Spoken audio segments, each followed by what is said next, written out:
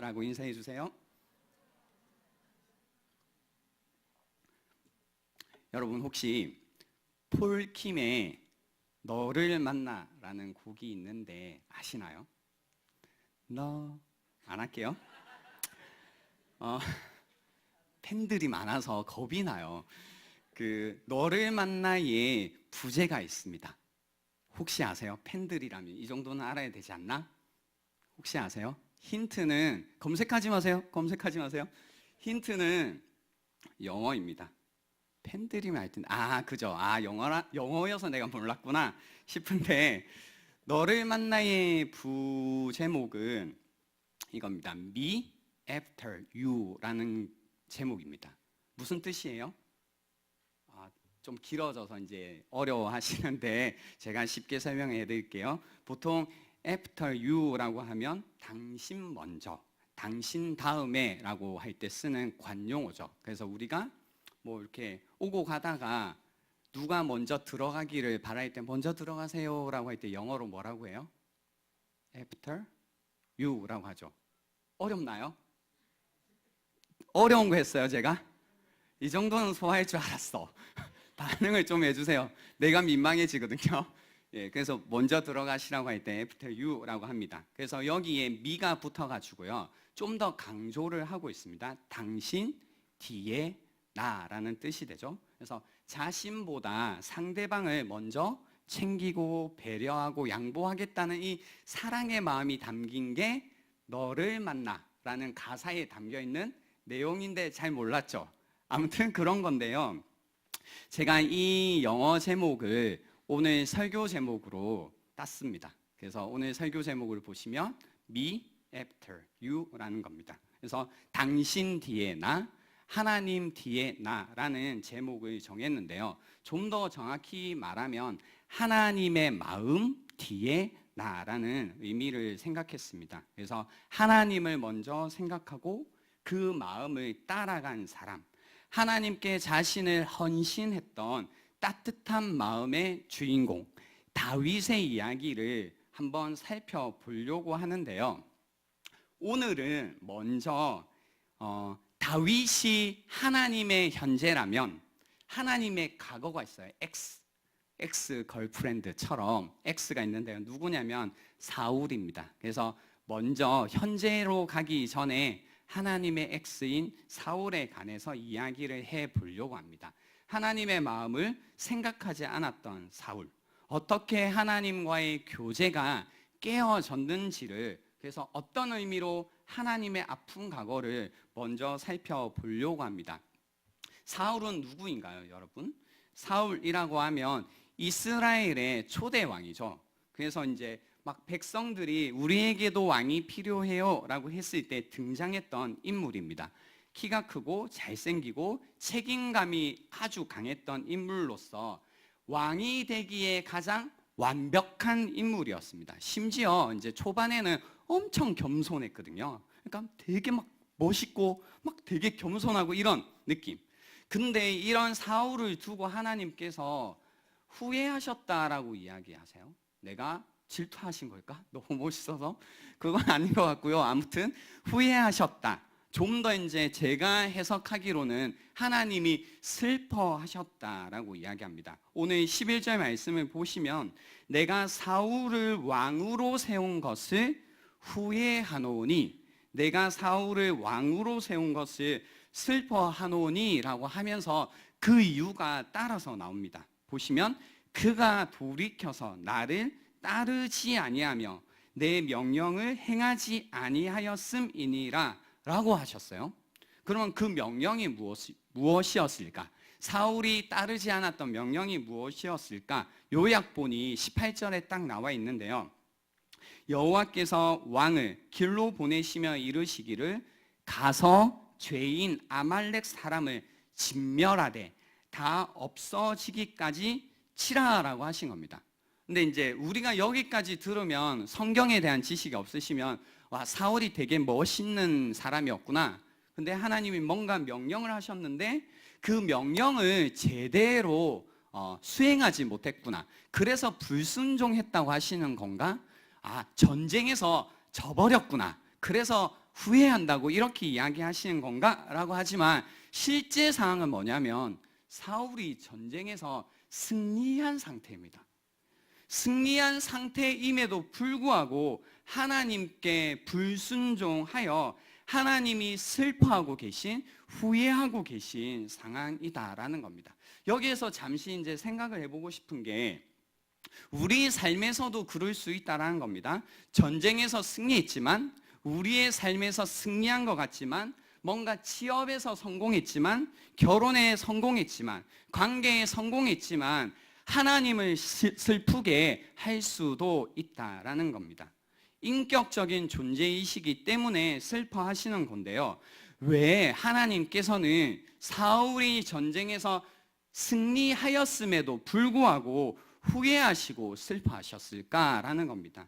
사울의 어떤 모습 때문에, 어떤 태도 때문에 하나님께서는 슬퍼하셨을까라고 할 때 간단히 말하자면 사울이 불순종했기 때문이라고 하는 겁니다. 하나님의 목소리를 듣지 않았기 때문이다라는 겁니다. 근데 좀 전에 저희가 본문을 읽었을 때 언뜻언뜻 느끼는 것처럼 사울이 아예 불순종한 건 아닌 것 같아요. 뭔가 가라고 했을 때 아예 안 갔던 것도 아니고 가긴 갔는데 뭔가 이 전쟁 중에 또는 전쟁 끝나고 나서 하나님의 말씀에 불순종한 어떤 태도가 있었던 것 같습니다. 좀 더 구체적으로 봐야 될 것 같은데요. 무엇일까라고 할 때 첫 번째는요, 하나님을 슬프게 한 사울의 태도. 첫 번째가 나 먼저 태도입니다.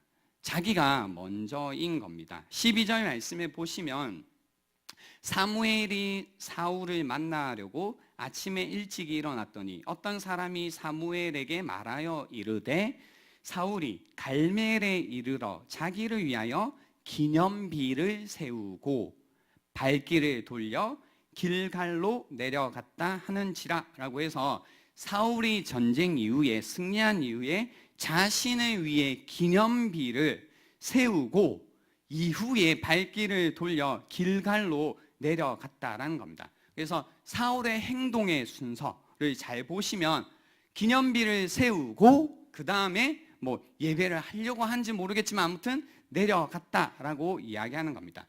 하나님께 예배하는 것보다 자신을 예배하는 것이 우선이었다는 겁니다. 하나님께 헌신하는 것보다 자신이 우선이었다라는 겁니다. 그래서 우리가 이제 이 말씀을 통해서 한번 생각을 해볼 수 있는 게 내가 내 삶에 성공하지만 하나님을 슬프게 하는 경우, 나 먼저라고 했을 때 나는 무엇이 우선인가라는 겁니다. 나는 정말로 하나님을 예배하는가? 나는 정말로 하나님의 일을 생각하는가? 뭐 이런 거 있는데요. 사실은 우리가 정확하게 물어야 되는 건 이겁니다. 하나님을 높이느냐, 하나님을 예배하느냐, 하나님의 일을 하느냐라고 물을 게 아니라요. 뭐라고 물어야 되냐면 하나님을 먼저 예배하느냐, 하나님을 먼저 높이느냐, 하나님의 일을 먼저 생각하느냐라고 오늘 본문을 통해서 우리에게 물어봐야 된다라는 겁니다. 우리도 그래요. 예배하죠. 예배하는데 하나님 섬기죠. 하나님께 헌신해요. 하는데 사울처럼 자기 할 것 다 하고 할 때도 있다는 겁니다. 일단 자기 먼저 채울 것 다 채우고 자기 먼저 챙길 것 다 챙기고 자기 볼 일 다 보고 할 때가 있다라는 겁니다. 뭔가 시간이 남으면 내 거 세우고 그 다음에 하나님을 세우는 경우가 있다라는 겁니다. 그래서 이런 거 있죠. 내가 먼저일 때 우리가 이렇게 신앙생활을 하면 내가 세우고 싶은 것을 미뤄야 되거나 포기해야 되는 경우들이 오면 그 상황을 굉장히 견디기 힘들어합니다. 그래서 after me, 나 먼저, 내 뒤에, 하나님 이거 뭐고 일단 내 뒤에 라는 태도, 이 태도가 하나님을 슬프게 했다는 겁니다. 두 번째는요, 이 사울의 태도를 보면 하나님을 슬프게 한 선택적 순종이라는 걸 했다라는 겁니다. 15절 말씀을 한번 보시면요, 사울이 이르되 그것은 무리가 아말렉 사람에게서 끌어온 것인데 백성이 당신의 하나님 여호와께 제사하려 하여 양들과 소들 중에서 가장 좋은 것을 남기며 그 외의 것은 우리가 진멸하였나이다 라고 하는 겁니다. 그래서 보세요. 하나님이 진멸하라고 할 때는 다 전부 없애라고 하신 건데, 여기서 보시면 어떤 것은 남기고 어떤 것은 진멸했다라고 표현하는 겁니다. 여기에 이제 우선 여러분의 이 말씀을 잘 받아들이기 위해 한번 넘어야 되는 장벽이 있는데요. 이 진멸하다라는 그 동사에 조금 섬뜩한데, 아니면 하나님이 그랬어? 좀 그런데? 라는 생각을 하실 수 있습니다. 그래서 우리가 이 진멸하다라는 동사를 전쟁이라는 이 당시에 이 민족들 사이에 있던 그 문화적인 배경 속에서 좀 이해하실 필요가 있습니다. 그러지 않고 지금 이 시대에 우리가 이 관점으로 봐버리면, 전쟁을 일으켜 하나님이? 전쟁을 하라고 했어? 폭력적인데? 믿을 수 없는데? 뭐 이렇게 하면 이제 성경이 정말로 우리에게 이 말씀을 통해서 주시고자 했던 메시지에서 멀어질 수 있습니다. 우선 질문을 이렇게 해볼게요. 하나님이 왜 전쟁을 하라고 하셨을까입니다. 왜 하나님은 전쟁을 하라고 하셨을까? 사무엘상 15장 2절에 보면 그 이유가 나와 있습니다. 아말렉이 이스라엘에게 행한 일, 곧 애굽에서 나올 때에 길에서 대적한 일로 내가 그들을 벌하노니 라고 해서 아말렉을 진멸하라고 하신 이유가 여기에 나와 있습니다. 이스라엘 백성이 출애굽하던 시기에 이제 출애굽해서 그 아무 힘도 없고 진짜 연약하고 불쌍했던 이 이스라엘 자손들을 아말렉 그때 자손이요 어떻게 했었냐면 쳤거든요. 그러니까 길이 좀 비쳐, 아유 너 진짜 고생했다, 불쌍하다, 아이고 모습만 봐도 마음이 아프네, 이렇게 조심해서 이렇게 가라고 한 게 아니라, 치긴 치는데 또 비열하게 어떻게 쳤냐면 뒤에서 쳤어요. 그러니까 진짜 잔인하고 비열한 놈들이었습니다. 근데 이제 좀 더 이제 중요한 건 하나님의 구원 사건이라는 것이 진행될 때에 그것을 방해했던 행위를 한 사람들이라는 거죠. 그래서 하나님께서 지금 무엇을 벌하고 계시냐면, 하나님의 구원 사건을 가로막았던, 하나님의 구원을 대적했던 이 아말렉이라는 것을 벌하고 계신 겁니다. 그리고 특히나 남들을 약탈하고 잔인하고 불의하고 사람을 죽였던 이 그룹을 진멸하라라고 하시는 겁니다. 이유는 좀 알았죠? 근데 어떻게 하라고 하셨냐면, 보세요. 완전히 진멸하라고 하셨는데 15장 3절에 지금 가서 아말렉을 쳐서 그들의 모든 소유를 남기지 말고 진멸하되 남녀와 소아와 젖먹는 아이와 우양과 낙타와 나귀를 죽이라 라고 하시는 거죠. 그러니까 아무것도 남기지 말고 다 없애라고 하신 겁니다. 우리는 젖먹는 아기 어떻게 뭐 이런 생각이지만, 여기에서 핵심은 뭐냐면요, 완전히 없애라는 겁니다. 전쟁을 통해서 아말렉이 자신의 힘을 가지고 연약한 자들, 취약했던 자들을 통해 자신의 이득을 취했던 것처럼 하지 말라라는 겁니다. 어떤 이득도 여기서 취하지 말라라는 겁니다. 지금 너의 힘을 사용해서 어떤 것도 사용하지 말라는 겁니다. 아말렉이 힘을 사용하던 방식, 세상을 살던 방식으로 너희가 하지 말라라는 이 이야기를 하시는 겁니다. 정의에 관한 이야기입니다. 그런데 어떻게 했나요? 9절에 보시면요, 사울과 백성이 아각과 그의 양과 소의 가장 좋은 것 또는 기름진 것과 어린 양과 모든 좋은 것을 남기고 진멸하기를 즐겨 아니하고 가차없고 하찮은 것은 진멸하리라 라고 해서, 여기에 보시면 이미 논점이 좀 넘어오셔야 될 게, 어린 양 뭐 이런 거하고는 전혀 상관없는 행동을 한 거예요. 그러니까 거기에서는 논점을 좀 넘겨오시는 게 좋고, 무엇을 남겼는지 보셔야 되는데요, 양과 소의 가장 좋은 것, 기름진 것을, 좋은 것을 남겼다는 거예요. 그러니까 이득을 취했다라는 겁니다. 힘을 사용해서 하나님이 하지 말라고 한 이득을, 힘을 사용해 이득을 취하는 이 불의한 행동을 지금 했다라는 겁니다. 사울은 아말렉처럼 했다라는 겁니다. 그래서 사울이 아말렉이 되었다라고 성경이 이야기하는 겁니다. 자신의 이익을 위해 선택적 순종을 했습니다. 그래서 하나님이 슬퍼하셨다라는 겁니다. 내 이익을 위해서 계속 살다 보면요, 선택적 순종이라는 것을 하게 됩니다. 그러나 하나님이 우리에게 요구하시는 것은 온전한 순종을 요구하신다라는 겁니다. 그래서 순종할 때 우리가 온전하게 순종하지 못하면 사울처럼 결국은 아말렉처럼 되어버리는 겁니다. 그래서 순종할 때는 좀 어떤 의미에서는 극단적으로 해야 할 필요가 있다라는 겁니다. 그래서 마태복음 15장 8절 9절 말씀에도요, 이런 말씀이 있습니다. 만일 너의 손이나 내 발이 너를 범죄하게 하거든 찍어내버리라.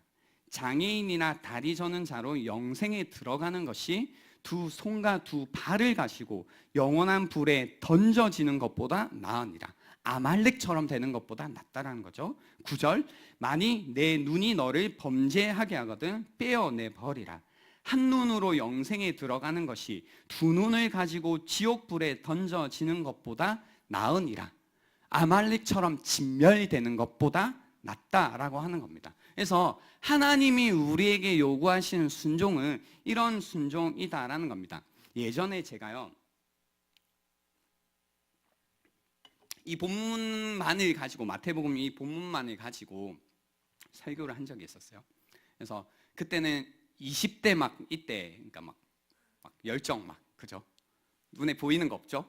그래서 막 이 말씀을 가지고 난리가 난 겁니다. 그래서 만약에 여러분에게 하나님께 순종하지 못하게 하는 것이 있으면 잘라버리십시오 라고 막 한 거예요. 그래서 컴퓨터가 여러분의 삶을 하나님을 만나고 하나님께 순종하기에 방해한다면 랜선을 자르시고, 카드가 여러분에게 하나님을 알아감에 있어서 하나님께 순종함에 있어서 방해가 된다면 잘라버리라고 했습니다. 한 청년이 이 말씀을 듣고요, 실제로 집에 돌아간 다음에 계속 자기가 이제 게임을 계속 하는 거예요. 컴퓨터 게임을 계속 하는 거죠. 근데 그 컴퓨터 게임 때문에 뭔가 하나님과의 친밀한 교제의 시간을 가질 수도 없고, 뭔가 이제 자기가 신앙적으로 후퇴하고 있다고 느낀 거죠. 그래서 실제로 랜선을 가위로 잘랐습니다. 빼면 되지. 그래서 안 되는 거야. 그럼 또 꽂을 거잖아. 네, 좀 잘라놔야지 자기가 왜 이걸 했는지 생각하는 건지. 빼면 또 꽂는다니까. 다 알면서. 아무튼 잘라버린 겁니다. 어떤 마음인지 알겠죠? 순종을 할 때 하나님께서 우리에게 요구하신 것 마찬가지입니다.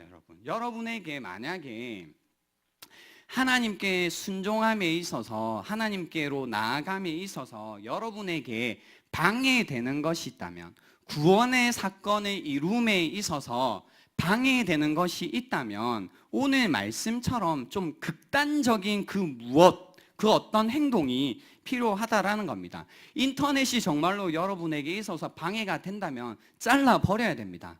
스마트폰이 여러분에게 하나님과 교제함에 있어서 방해가 된다면 끊어버려야 됩니다. 데이터 없애버리는 거죠. 웃죠? 그런 거 언제 해보겠어요? 그러니까 우리는 안 되는 겁니다. 늘 우리는 순종함에 있어서 선택적인 순종을 하는 겁니다. 우리 안에 우리의 구원을 방해하는 아말렉이라는 것을 한 번도 진멸해 본 적이 없는 겁니다. 어떤 의미에서 우리는 항상 우리의 유익을 위해, 이익을 위해 선택적 순종을 하는 겁니다. 그러다 보니 결국은 우리가 아말렉이 되고 있다라는 겁니다. 근데 재밌는 건 오늘 이 이야기를 보시면 사울은 우깁니다. 자기가 순종했다고. 무슨 소리냐? 나 하나님께 순종했다. 하나님의 말씀을 청종했다. 왜 이러시나? 라고 이제 계속 우기죠. 우기는 이제 사무엘에게 사무엘 선지자가 펀치라인을 던집니다. 래퍼인 줄. 13절 말씀에 보시면 내가 여호와의 명령을 행하였나이다 하니, 사울이 이렇게 말한 거죠. 14절에 사무엘이 이르되 그러면 내 귀에 들려오는 이 양의 소리와 내게 들리는 소의 소리는 어찌 됨이니까? 라는 말이 뭐냐면요, 하나님의 음성을 들었다면 내 귀에 들리는 소와 양의 음성은 무엇이냐라고 이렇게 펀치라인을 던지고 있는 겁니다. 야, 까부지 말라라고 하는 거죠. 저는 사실 말씀을 이제 준비하면서요, 처음에 여기까지 준비했거든요. 여기까지요. 끝났죠, 벌써? 근데 이제 여기까지 이야기하고 돌려보내면 난리 나겠다. 교회 왔더니 선택적 순종하지 말래, 랜선 잘라버리래, 카드 자르래, 무서워, 뭐 이제 다음 주부터 가지 말자, 피하면 되잖아, 뭐 이제 이런 이제 이야기를 들을 수 있을 것 같고, 또 제가 생각할 때에도 정말로 여기까지일까라는 생각이 들더라고요. 하나님이 우리에게 요구하시는 게 정말로 여기까지일까? 근데 만약에 이런 거죠. 여기에서 돌아가서 여러분이 나 먼저 말고 하나님 먼저 살아야지, 그리고 선택적 순종이 아니라 온전한 순종을 해야지 라고 마음을 먹고, 우리 마음으로 드리는 예배 적겠지 막 그렇게 하고 갔는데 된다 안 된다? 돼요? 그럼 여기서 이제 우리 말씀을 마무리하면 될까요? 아니에요. 안 되는 거죠. 그죠? 우리는 어쩔 수 없이 또 살다 보면 나 먼저, 그리고 선택적 순종이라는 걸 한다라는 겁니다. 그래서 사실 제가 계속 이 부분에서 고민을 하다가 던진 질문이 이거였습니다. 왜 사울은 자신을 먼저 세우고 선택적 순종을 할 수밖에 없었을까? 였습니다. 왜 하나님이 먼저가 아니라 나 먼저밖에 안 됐나라는 겁니다. 왜 자신을 위해 먼저 기념비를 세워야만 했나라는 겁니다. 왜 아말렉 왕 아각을 굳이 끌어와야 했고, 양들과 소들 중에서 가장 좋은 것을 왜 남겼나라는 겁니다. 그래서 이 질문을 계속 생각을 했죠. 왜 그래야만 했지? 왜 그럴 수밖에 없었지? 사울 입장에서는 하다가 17절에 그 답이 들어있더라고요. 이렇게 살 수밖에 없는 우리의 모습이기도 하겠다라고 생각을 했습니다. 17절 말씀 같이 한번 읽어보겠습니다. 시작. 사무엘이 이르되 왕이 스스로 작게 여길 그때에 이스라엘 지파의 머리가 되지 아니하셨나이까?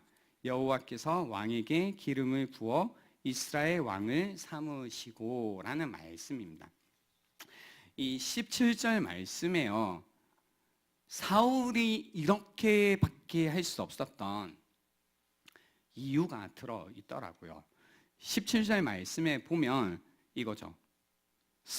왕이 스스로 작게 여길 그때라는 게 나옵니다. 스스로 작게 여길 그때에. 사울이 자기를 세우고 자기를 위해서 뭔가 대단한 일을 했다라는 기념비를 세운 이유는 스스로 자기가 자기 자신을 볼 때에 아직도 작았기 때문입니다. 자기 자신을 돌아볼 때에 여전히 부족했고, 자기 자신을 생각할 때 여전히 자존감이 낮았기 때문에 자신이 괜찮아질 어떤 그 무엇, 자신이 크게 될 수 있는 방식이 필요했다라는 겁니다. 그래서 자기 먼저 살아야 되는 거죠. 자기 먼저 세워야 했고, 기념비를 세워야 했습니다. 기념비를 세워서 내가 얼마나 큰 승리를 했는지, 성공을 했는지 보여주어야만 했습니다. 자기의 힘을 자랑하기 위해서 다른 나라의 왕 아각이 필요했습니다. 내가 왕 아각을 끌고 다니면서 내가 어떤 권세를 가지고 있는지, 내가 얼마나 대단한 왕인지를 보여주어야만 했습니다. 좋은 양과 소가 필요했습니다. 나에게 좋은 양과 소로 나를 둘러서 내가 얼마나 괜찮은 사람인지를 보여주어만 했다라는 겁니다. 여기에 사울의 잘못이 그리고 우리의 잘못이 담겨 있다라는 겁니다. 스스로 작게 여기 그때에 이스라엘 지파의 머리가 되지 아니하셨나이까? 여호와께서 왕에게 기름을 부어 이스라엘의 왕으로 삼으셨다라는 겁니다. 사울이 왕이 되었던 것은요, 사울이라는 한 명의 인물이 크고 대단한 인물이었기 때문에 왕으로 세워졌던 것이 아닙니다. 스스로 작게 여기고 실제로 작았던 중요한 게 아니라 왕이 될 수 있었던 유일한 이유는 하나님께서 그에게 기름 부으셨기 때문이다라는 겁니다. 왕에게 기름을 부어 이스라엘 왕으로 삼으셨다라는 겁니다. 여기에 우리의 문제가 있다라는 겁니다. 만약에 우리가 하나님이 우리를 얼마나 어떻게 여기시는지, 얼마나 사랑하시는지, 얼마나 가치 있게 여기시는지, 우리를 어떻게 존귀하게 여기시는지, 우리를 무엇으로 세워주셨는지를 안다면 좋겠지만 우리는 하나님이 우리에게 부어주신 그 기름 부으심을 잘 모릅니다. 그거 아시죠? 사랑받으면요 여유가 생깁니다. 그러면 이제 사랑이 막 넘치면 누군가가 날 정말로 좋아한다고 생각이 들고, 그래서 내가 괜찮은 사람인 것 같으면 여유가 생기고 막 사람들의 말도 들어주고 있는 그대로 말을 듣기 시작해요. 근데 내가 사랑받는다라는 것을 모르면 날카로워집니다. 그래서 나의 기념비를 세우죠. 나 이랬던 사람인데 모르네, 내가 어떤 사람인지 몰라? 하면서 이제 자신의 기념비를 보여주고 자신의 악악을 막 드러내려고 하죠. 그래서 그런 건 이제 실제로 내가 작다라는 겁니다. 내가 작아지면 모든 것이 꼬여서 들리기 시작합니다. 아시죠, 여러분? 이런 거 있잖아요. 살이 쪄서 늘 삶이 졌다고 느끼는 사람들에게 야 많이 먹네 라고 하면 이제 괜히 기분 나빠요. 그죠? 그냥 많이 먹는다고, 많이 먹었잖아. 그래서 그냥 많이 먹었다고 하는데 이제 꼬여서 들리기 시작하는 거죠. 정말 내가 뭐가 없다고 생각하고 나는 왜 이렇게 일이 없지, 나는 왜 이렇게 취업이 뭐 하면서 이제 그런 생각 때문에 내가 막 작다고 느끼고 있는데 친구들 너 요즘에 한가해 보인다 라고 하면 그냥 안 하니까 아무것도 한가해 보인다고 했는데 막 느낌이 야 너 진짜 뭐 하는 일 없구나 뭐 이렇게 이제 막 꼬여서 들리기 시작하는 거죠. 이런 얘기를 듣기 시작하면 우리는 막 기념비를 세우고 싶습니다. 자랑할 만한 악악 하나 정도는 들고 다니고 싶어집니다.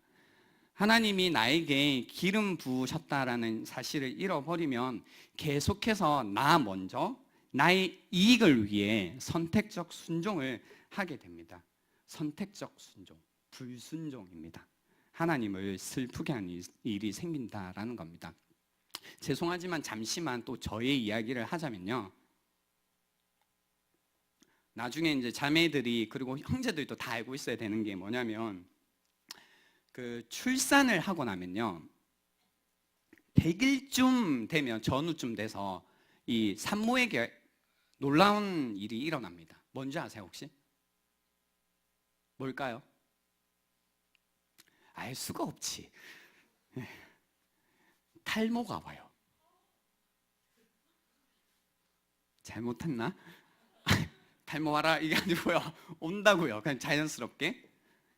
그 탈모가요 100일쯤 되면, 이제 여러분 친구들 중에서 출산한 분들 보시면 아마 그럴 건데 100일쯤 되면요 출산한 다음에 이제 탈모가 옵니다. 그러면 이제 저도 그랬던 적이 있는데, 탈모 와봤어요 여러분? 공감 안 해줄 거야? 그 탈모가 오면요 참 신기하죠. 그냥 머리카락일 뿐인데 어떻게 돼요? 자존감이 떨어져요. 그리고 굉장히 작아져요. 에이, 이렇게 할 거야 진짜? 그죠? 지금 반응 안 하는 사람은 작아진 거야 이미. 이제 막 작아지고요, 막 그렇거든요. 그러면 이제 막 자존감이 떨어지고 머리털이 적어지면 적어질수록 나라는 사람이 굉장히 작아지기 시작합니다. 우리 아내도 그랬고요. 그래서 이제 아내가 별로 안 듣고 싶었던 말들 중에 하나가 이겁니다. 그냥 사람들은 별 뜻 없이 해요. 그러니까 아기 키우니까 힘들어 보이잖아요. 그러니까 많이 힘드신가 봐요. 고생 많으시죠? 라고 하면 이 말이 생각해서 해준 말이지만 어떻게 들릴까요? 꼬이죠. 그리고 들립니다.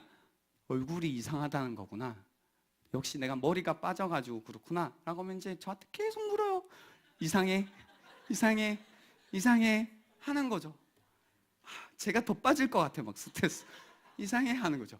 그러면 이제 그 당시에 제가 온 힘을 다해서 뭘 했냐면 그 얘기를 할 때마다 얘기했어요. 아니야, 이뻐, 이쁘다, 진짜 이쁘다. 이거 가지고 이제 안 되더라고. 그래서 한마디로 안 됐다는 여러분 아시죠? 말을 좀 길게 하면 되는 거? 왜요? 그래서 그랬습니다. 자기야, 내가 지금 자기랑 10년 넘게 보고 있는데 길어지고 있죠? 잘 배우라고. 보고 있는데 내가 봤던 모습 중에서 아기를 안고 있는 그 모습이 가장 실루엣이 아름다운 것 같아 라고 이야기를 해줬어요. 잘했나요? 네, 가장 아름다운 것 같아 라는 이야기. 그래서 정말 이제야 너의 아름다움이 뭔지 알 것 같다라고, 이거구나, 엄마들이 아름답다라는 이야기가 이런 거였구나 라고 해서 엄청 막, 저 수고 많이 했죠? 박수 한번 주세요. 네. 장난이었는데 아무튼 이제 했어요. 나중에 이제 다시 탈모가 오지만 굿뉴스는 뭐냐면 다시 나요, 여러분. 예, 다시 납니다. 자매님들, 예, 아이를 가지셔도 됩니다. 아무튼 다시 나는데요. 나중에 이제 그 얘기를 하더라고요. 제가 너 이제 언제 가장 힘들었어? 라고 물어봤을 때 이 시기였다고 하더라고요. 그냥 집에만 있어야 되고 아기를 놓고 뭐 사람들하고 교류도 없고 그 가운데 머리털은 빠지니까 자꾸 이제 거울을 볼 때마다 뭐 꾸밀 수도 없잖아요. 아기를 본다고 화장도 못하고 막 이런 가운데 자꾸 자존감이 떨어지고 있었는데 제가 이쁘다 아기 알고 있는 실루엣인데 이렇게 했을 때 자기가 정말로 괜찮구나라는 걸 알았다라는 겁니다. 꼬였던 시선이 풀리기 시작했다라는 겁니다. 마찬가지입니다, 여러분. 우리가 지내다 보면요, 우리가 가지고 있는 여러 가지 조건이나 사항들이 막 변하다 보니 우리의 자존감이 막 떨어질 때도 있고요, 스스로 여길 때에 내가 정말 작다라고 느껴질 때가 있습니다. 그때 우리는 막 택해요. 뭐냐면 나의 기념비를 세워야 돼. 그래서 하나님이고 주변 뭐 아무것도 보이지 않고 가장 먼저 기념비를 세우는 일에 우리 모든 힘을 쏟는 겁니다. 다른 거 보이지 않아. 하나님의 말씀 다 필요 없고 나는 아각이 필요해. 나도 사람들에게 야, 나 괜찮은 사람이야 라고 보여줄 아각이 필요하다라는 겁니다. 야, 이것저것가 아니야. 나는 소화양으로, 이왕이면 가장 좋은 소화양으로 나를 좀 둘러야 돼. 그래야지 사람들이 나를 작게 보지 않을 거야. 그래야만 나를 크게 볼 거야 라고 한다라는 겁니다. 하지만 성경이 우리에게 해주시는 이야기는 뭐냐면 기름 부으심을 알라라는 겁니다. 우리가 이 자리에 있는 것도 우리가 하나님 앞에서 존귀함과 보배로움을 지켜내는 것도 하나님 앞에서 사랑받을 만한 자로 살아가는 이유는 기름 부으심이라는 겁니다. 그래서 로마서 5장 5절에 6절에 이 말씀이 들어있습니다. 소망이 우리를 부끄럽게 하지 아니함은 우리에게 주신 성령으로 말미암아 하나님의 사랑이 우리의 마음에 부은 바 됨이니 우리가 아직 연약할 때에 기약대로 그리스도께서 경건하지 않은 자를 위하여 죽으셨도다라고 말씀하시는 겁니다. 우리가 아직 연약할 때에, 우리가 아직 죄인일 때에, 우리가 아직 작은 그때에 우리에게 기름을 부으셨다라는 겁니다. 성령께서 우리의 마음 가운데 부어주신 기름이라는 것은 하나님의 그 사랑이라는 겁니다. 여기서 부으셨다라는 게요, 이런 거 아닙니다. 할 수 있는지 모르겠는데 해볼게요. 보이세요? 콸콸콸콸 넘쳐 흐르도록 부은다라는 뜻입니다. 하나님의 사랑이 우리가 작고 연약할 때 부어졌는데 그냥 목마르듯이 조금씩 좀 졸졸졸졸 흘러온 게 아니라 넘쳐 흐르듯이, 정말로 퍼 붓듯이 하나님의 사랑이 우리에게 부어졌다라는 겁니다. 그 사랑이 우리에게 있다라는 겁니다. 그래서 우리가 알아야 될 것, 우리가 작다라고 느끼고 우리의 인생을, 우리의 기념비를 세우기 위해, 아각 하나 끌기 위해, 좋은 소와 양으로 두르기 위해 사는 인생이라면 하나님께서 우리에게 얘기하시는 것은 이미 너는 나의 사랑으로 세움 받았다라고 이야기하시는 겁니다. 그 사랑을 알아야 된다는 겁니다. 우리가 아직 연약할 때, 우리가 아직 작을 때에 그 목숨으로 증언해 주신 그 사랑, 그 마음을 알아야 된다는 겁니다. 성령으로 말미암아 하나님의 사랑이 우리 마음에 부은 바 되었다는 겁니다. 그 마음을 알면, 하나님 아버지의 이 마음을 알면 나도 주님의 마음을 알아드리고 싶은 겁니다. 이제는 그 마음 뒤따라서 살아가고 싶은 겁니다.